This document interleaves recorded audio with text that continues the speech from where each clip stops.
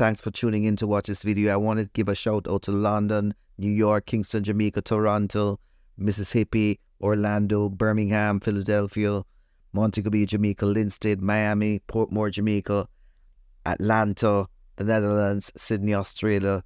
And thanks for taking time out to everyone for viewing the content thus far and pushing the content. I intend to bring you authentic content. Thanks for the feedback you've given me. It has encouraged me to do some more. So that's so important. So this time we take you under the skies and we will address the pit latrines of the Caribbean. Yes, a pit latrine is known as a pit toilet. Yes, it collects human waste in a hole in the ground. Urine and other waste products enter the pit through a hole in the floor that might be connected to a toilet seat. At times, individuals might just take a sitting position. Pit latrines were built to function with water, or they can go without water. When built properly and maintained, pit latrines can decrease the spread of diseases by reducing the amount of human feces in the environment. There are some places in the world and in the Caribbean that are still using pit toilets at this point in time. But let us look how pit toilets were used in the 1900s. As the night fell over the Caribbean countrysides, clothing the landscape in a serene darkness, only pierced by the twinkling stars above, of course, moonlit nights, the pit latrines took on a new significance in the daily lives of people in the Caribbean. Navigating the nighttime landscape to use these essential structures was a common experience. And of course, you had to respect the tradition and the communal ethos that defined the real use of these toilets in the 1900s. Let us consider Samuel, a spirited boy who loves adventures, often until dusk. Once night fell, his track to the pit latrine was like an adventure itself. He had to arm himself with a small lantern. His path was then illuminated by the flickering light.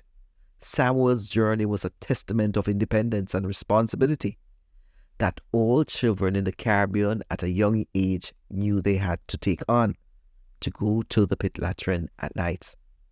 As he called for someone to accompany him, he could see that the night had a level of softness, and as he stepped off, he heard the rustling leaves under his feet.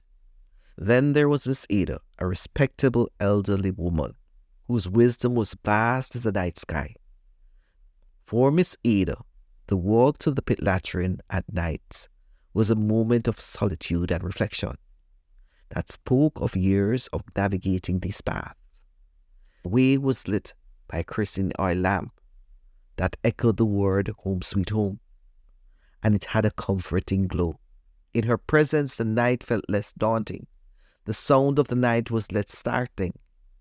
Her visit was not just necessity, but serves as a quiet reminder of the rhythms of nature and the circle of life.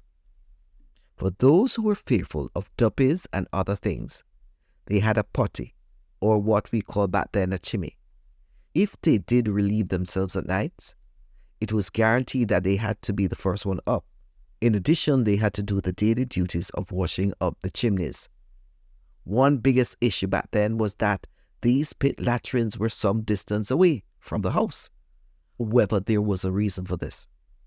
Pit latrines were carefully positioned away from the homes and water sources to ensure that the community's health was safeguarded.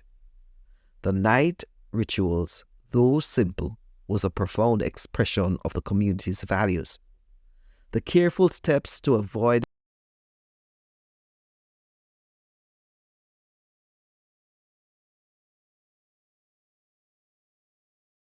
of the community. And one thing that many people feared the most was that if you went to the pit toilet in the night, you'd see a lot of roaches.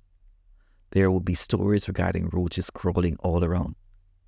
And in addition, let us not think about those centipedes that were lurking under the toilet seats, waiting for you to sit down. One thing that really got a lot of children scary was the fact that many of these pit latrines were built facing the family plot. It was one of the most fearful times for them. Back in the early 1900s, let me say that toilet paper was a luxury. So you had to really innovate and innovation was a key in ensuring that you were all clean. I'll save the graphic details for your imagination. Some individuals took the concept of the pit latrine to another level by adding personal touches that transformed these simple structures into more welcoming spaces.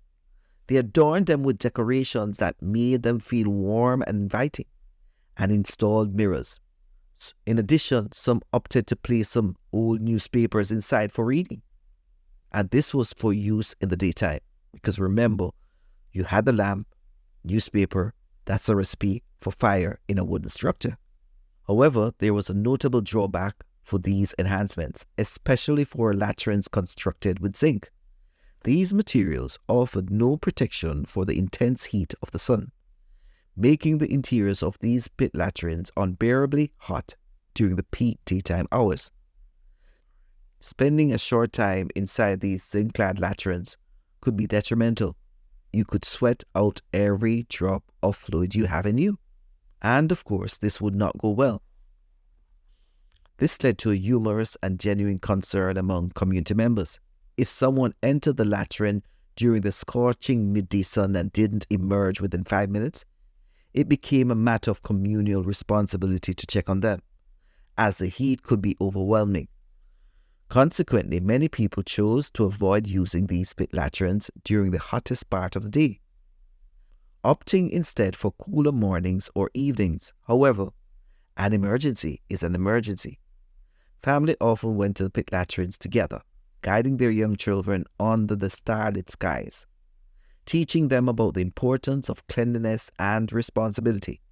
These moments were rich and culturally significant, weaving the fabric of community life with the need to care and respect and to have some level of independency.